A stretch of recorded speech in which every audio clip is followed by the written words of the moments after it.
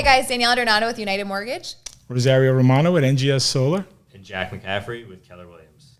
And the three of us are here today because both on the mortgage side and the real estate side, we come across not only ourselves, but our consumers who have questions regarding solar energy and purchasing a home. So the main three benefits to having solar are as follows. Well, the first benefit is that you're getting the federal and state giving you incentives to put solar on your home. So the government is actually giving incentives because they're encouraging the people to go green.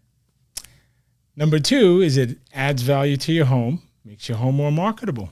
So if you have a house A and B that are the same exact house, but B has solar on it, house number B is actually going to be worth more. And number three is the cost savings. This can eliminate your electric bill altogether for the whole time you own the home. And if you get an electric vehicle, your gasoline bill as well. Which we know is really high. Guys, stay tuned for the next videos where we're going to break down these bullet points even further.